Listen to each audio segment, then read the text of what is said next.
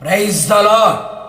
ఆత్మస్వరూపి అదృశ్య దేవుడైన త్రియేకనాథుని నామములో మీరందరూ ఆత్మలో వర్ధిల్లుచు సౌఖ్యముగా ఉందురుగాక. ఈ దినపు యేసయ్య జీవపు మాట లూకాసు వర్తమానము 2వ అధ్యాయము 26వ వాక్య భాగము.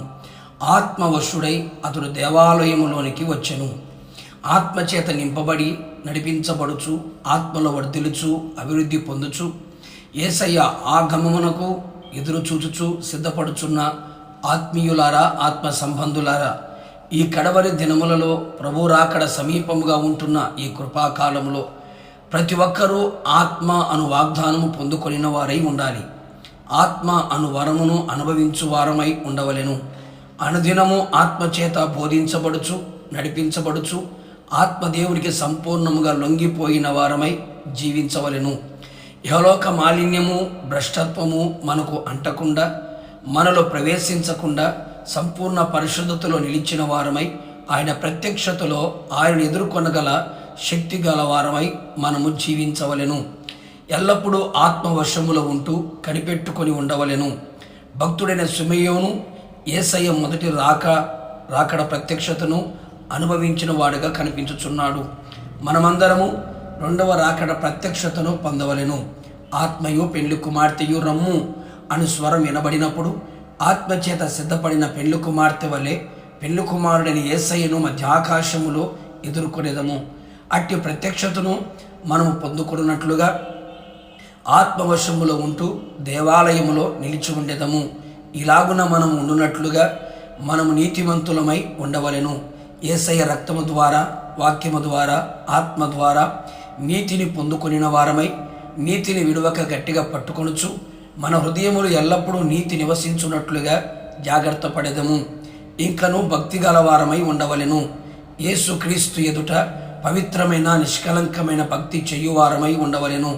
ఇహలోక మాలిన్యము అంటకుండా మనలను మనము కాపాడుకొనుచు ప్రార్థనా జీవితము గలవారమై ఆయనకి ఇష్టమైన కార్యములు ఎల్లప్పుడూ చేయుచు దేవుని వాక్యముని విని అనుసరించు వారమై ఆయన ఆజ్ఞలకు విధేయులమై ఉందుము. ఆయనతో నిబంధన చేసి నెరవేర్చిన వారిగా ఉండెదము. ఆత్మీయ ఇశ్రాయేలు యొక్క ఆదరణ కొరకు ఎల్లప్పుడూ కనిపెట్టుకొనుచున్న వారమై ఉండెదము. ఎల్లవేళలా ఆత్మతో నింపబడుచు మనలో ఉండునట్లు ఆత్మతో చక్కని సహవాసము గలవారమై ఆయన్ను స్తుతించుచు ఆరాధించెదము. ఈలాగున మనము ఆత్మీయంగా బలపరచబడుచు ప్రభు రాకడ కొరకు సిద్ధపడి ఆయన ఆగమమునకు మనమందరము ఎదుర్కొని ఆయనతో కూడా యుగయుగములు నిలిచెదము. ప్రార్థన. అత్యంత కృపగలిగిన మా ప్రియ పరలోకపు తండ్రి, మిమ్మల్ని స్తుతించుచు ఉన్నాం, స్తోత్రించుచు ఉన్నాం. మరొకసారి మీ పాద సన్నిధిలో చేరి మీ జీవపు మాట చేత జీవించబడడానికి మీరు ఇచ్చిన కృప కొరకే మీకు స్తోత్రం. ఈ కడవరి దినములో మేమందరము ఆత్మ వశువులమై మీ రాకడలో ఎదుర్కొనేటట్లుగా, మీ రాకడలో మీతో కూడా నిలిచి ఉన్నట్లుగా అటు కృప దయచేయండి. మా భక్తులు ప్రభువా ఎంతోమంది నాయన నీ సన్నిధిలో నీ రాకడ కొరకు ఎదురు చూస్తూ వచ్చారు. సిమెయోను అనే భక్తుడు నీతిమంతుడుగా, భక్తిపరుడుగా, ఆదరణ కొరకు కనిపెట్టుకున్న వాడిగా, ఆత్మను పొందుకున్న వాడిగా కనబడుచున్నాడు. అటు స్వభావాలు మేము కూడా కలిగిన వారమై మీ 2వ రాకడలో మీరు మధ్యాకాశములకు వచ్చినప్పుడు మిమ్మల్ని ఎదుర్కొనే గొప్ప ధన్యతని, భాగ్యమును మా అందరికి దయచేసి పెళ్లి కుమార్తె ఎక్కి రమ్ము అనే స్వరం మేము వినున్నట్లుగా మాకు సహాయం చేసి కేవలం మీ నామానికి మహిమ తెచ్చుకోమని అటు సిద్ధపాటును అలాంటి ఆత్మాభిషేకమును మా అందరికి దయచేసినందుకై మిమ్మల్ని స్తుతించుచు యేసు నామములో అడిగి పొందుకొని ఉన్నాము తండ్రి, ఆమెన్.